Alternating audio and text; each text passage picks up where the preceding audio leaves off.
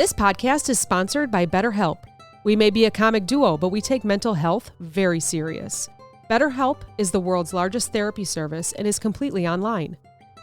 BetterHelp is a network with over 30,000 licensed and experienced therapists who can help you with a wide range of issues. To get started, answer a few questions, and BetterHelp can match you with the right therapist from their network.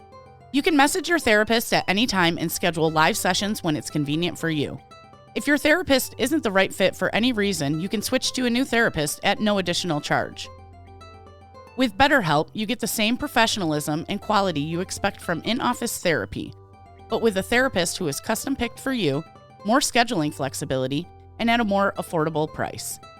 Get 10% off your first month at betterhelp.com/amp. That's BetterHelp, HELP.com/amp. I have these little dividers for our recording studio to stop the outside noise. And they're made of wood. And I just gave myself an awesome splinter on my finger. And so I was trying to get it out, and it broke in half. And now I'm still trying to get it out. So hopefully after I'm done recording here, my tweezers will be my friend. It hurts. I hate splinters. I hate paper cuts. They're so little, but it's like so annoying. And it's right on my pointer finger. And I knew I was doing it the second that it started. I was like, oh no. I got to just leave these separators alone. But it all depends on who's visiting. If Cass is here, I have to move them back. If we have guests, I move them even further back, but I still want to make sure that there's no noise. Anyways,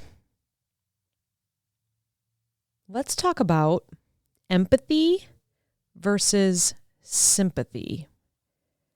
The reason why is because I am empathetic.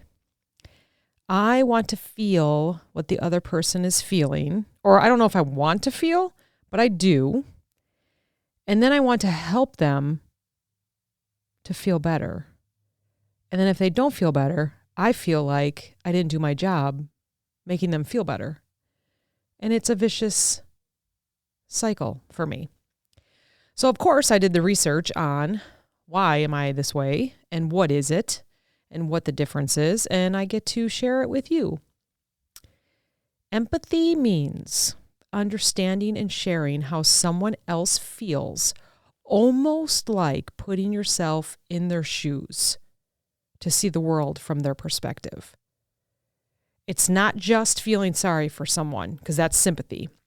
It's actually imagining their emotions and experiences so you can connect with them better. For example, if your friend is sad because they lost a favorite sweatshirt or something, empathy is not just saying, oh, that's too bad.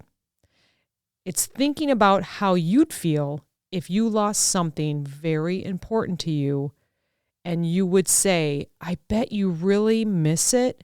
I'd feel the same way. You would feel their pain. You feel what they would feel from losing something that you cherish so much. Empathy helps us show kindness and care because we're trying to feel what others feel, even if their experiences are different from our own.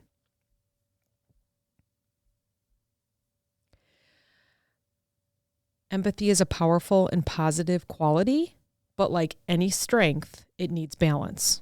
And we want to talk about that. We're going to talk about the pros and the cons of being empathetic.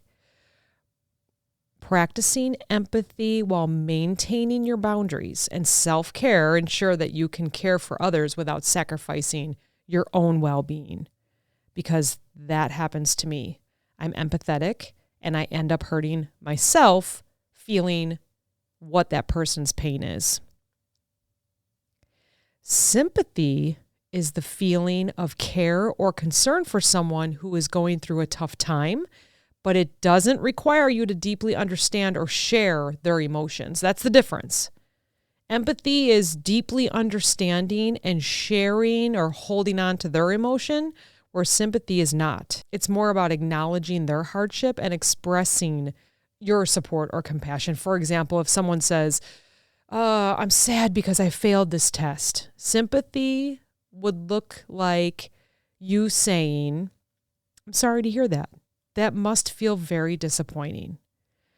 Here you're recognizing their sadness and you're offering kindness, but you may not fully understand or feel what they're feeling, or you may not be able to see it from their perspective.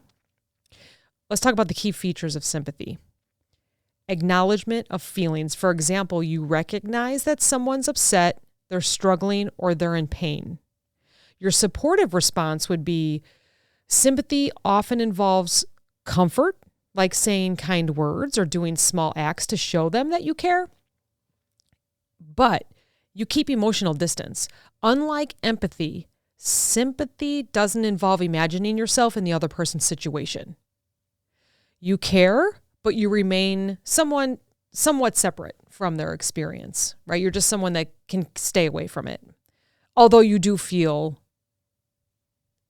sad for them. You're not in their shoes.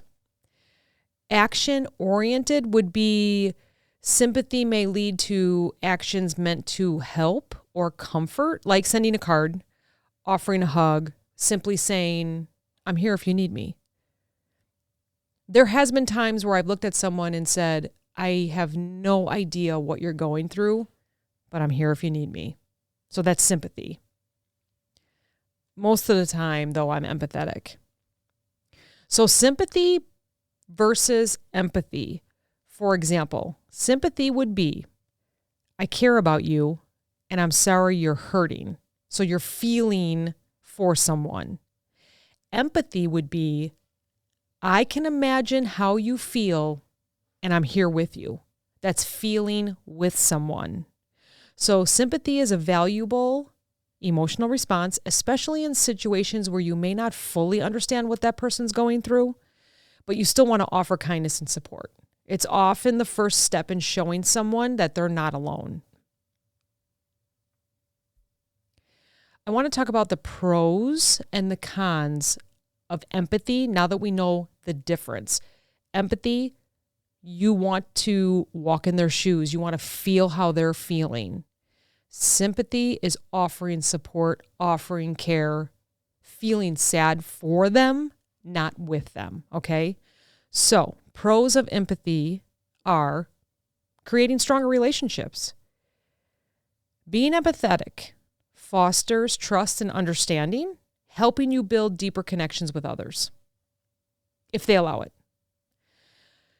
It may help with better communication. When you truly understand someone's feelings, it's easier to respond in a way that supports them, improving conversations and problem solving. Empathy is compassion and kindness. Empathy encourages you to treat others with care and consideration, which can create a more positive and supportive environment. Maybe it helps with conflict resolution. Seeing things from someone else's perspective can diffuse tensions, lead to mutual beneficial solutions. I am feeling with you. Let me help you fix this. And hopefully they want your support, right? Emotional growth. Practicing empathy helps you become more emotionally aware and attuned to your own feelings as well as those of others. Leadership benefits. Empathetic leaders are better at understanding their team's needs, boosting morale, and inspiring collaboration. For example, I work in retail. I started off as a cashier. I've had probably 12 different roles since then, and all of them were a level up as I went. So when someone like a cashier says to me something about a customer or something about their day, I can feel with them. I'm empathetic with them because I've been in their situation. It may not be the exact same situation, but I can feel with them because my experience is similar. So as a leader, because I've been through these different levels, I feel like I can be empathetic to those that are, let's say, in stores and they come up to me and say, oh, and I have no labor and I need help with this and that. And I can say, absolutely. Have you tried this? I've been in your shoes. Have you tried this? Let me help you. Let me help you. Great leader benefits to be empathetic. We're going to talk about cons now, though. Sometimes, and actually this just happened to me a couple weeks ago, it causes emotional burnout. Constantly feeling others' emotions can be draining, especially if you neglect your own needs. If you're putting others first and you're forgetting about yourself, you're going to get burnout. It may not be today, it may not be tomorrow, but it will happen. You may have difficulty setting boundaries because you feel the way the person's feeling. You're feeling with them. So overemphasizing may lead to taking on more responsibility than you can handle. Again, number one, burnout, right? Potentially harming your well-being. I feel like some of us have done that. Maybe we've taken care of children or we've taken care of parents, and we just can't set the boundaries because we feel we must be there. We must be helping 24/7, every single day, every single minute. And we're getting burnt out and we have the signs of burnout, but we can't stop because we're empathetic, because we want to be there. We've been in their shoes or we're feeling with them. So just watch for the signs. Listen to your body. Ineffectiveness or bias is a con of empathy. Empathy might cause you to favor certain individuals like friends or family while overlooking the needs of others who may need help just as much. If you have empathetic feelings towards one person but not another, and they're on the same level that you work with, that might cause some ineffectiveness because that person that you can't empathize with might notice that. And they may feel like there's favoritism, which you don't mean to do, but they may feel that way. So it's going to cause some bias. Paralysis in decision making. I feel like this is a big one. And when I was doing research, I read up a lot on it because it just happened to me. It just happened to me. When you're focusing too much on how others feel, it might make it hard to make tough decisions, especially when someone could be hurt by your decision. So I'm simpling this down. For example, though, I had a project with my team. It's probably already been a year ago. And it didn't come down from corporate the way that the stores were seeing it. And sometimes that happens. Corporate might just look at one store and it says, oh yeah, this will work for all the stores, and it doesn't. So then you have 2,000 stores that are trying to figure this out. What happened was people started calling and emailing and texting me, and I was feeling so upset for these people. I knew what they were going through because I had been there years prior. That one, after about, I'd say 5 or 6 phone calls, someone called me. It was also a friend of mine. She works in a different division, and she was explaining what was happening, and I knew what she was going to ask me, but I couldn't answer her. Somehow I just got completely burnt out, and I said, I don't know what to do. And she said, what do you mean you don't know what to do? Like, you're leading this project. And I said, just give me 1 minute. I cannot make a decision right now. And I actually had to sit there on the phone with her. I said, just give me a minute, because my mind went blank. Paralysis. I could not make a decision because so much came in. I felt so bad for everyone. I had been in their situation before. I knew the frustrations that they were feeling. And then when my friend called and said, here's what's happening, I just shut down. I felt so bad. Like, I don't know what else to do. So, and she knows me very well. So I said, give me a minute. I'm going to have you repeat what you just said. And then I'm going to give you a decision, or we're going to come to a conclusion together. And that's what happened. Paralysis in decision making because I was empathetic. And then a friend called and I was even more into it and could not make a decision. So she let me have my minute. She asked me the question again. Actually, she asked me it in a little bit of a different way because she had that minute to then look at the project when she was in the store and explained it a little bit differently to me. And I was actually able to come to a decision, and we were able to make changes together to make sure that the project was correct. But that happens. So there are some manipulation risks. Some people might exploit your empathy for their own benefit, leaving you feeling used or betrayed. For example, a project. Wow, I've been in your shoes before. Let me help you. And they go, you can finish the project then. You can do it all. Because they're realizing you maybe have the experience, you know what they're going through, but then they take advantage and say, well, since you've been through it before and you're empathizing on how I feel, go ahead and finish that project. Be careful of that. Be careful of that risk. So let's just go over this again. What is empathy? Defining empathy is when you really put yourself in someone else's shoes.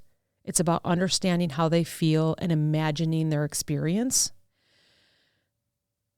For example, when your friend is heartbroken, empathy is thinking about how you'd feel in their situation, or maybe when you were heartbroken once and saying something like, I can see why you're feeling this way.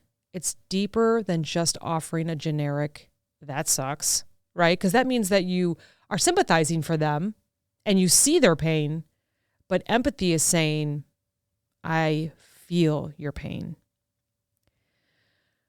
Empathy helps us connect on a human level. So we're going to highlight its value by saying it's the foundation of strong relationships and meaningful conversations. Now, sympathy is about acknowledging someone's pain and showing care, but it doesn't require you to feel what they're feeling. If a coworker says they're stressed out about a deadline, right? Oh my gosh, I can't believe it. It's due, yesterday. Hopefully not, because then they'd be in a lot of trouble. It's due tomorrow. Sympathy might sound like, I'm sorry to hear that. Let me know if I can help. You're being supportive, but you're not emotionally stepping into their shoes. The contrast of empathy and sympathy. Think of empathy as sitting in the mud with someone to understand how it feels. You're sitting in the mud. Sympathy is standing on solid ground and offering a hand to help them out of the mud. So both empathy and sympathy have their place, right? The key is to use them wisely while practicing your own mental health. You always come first. That's why you're here. You always want to improve on yourself. So it's nice to know the difference between the two. So number one, you don't get burnt out.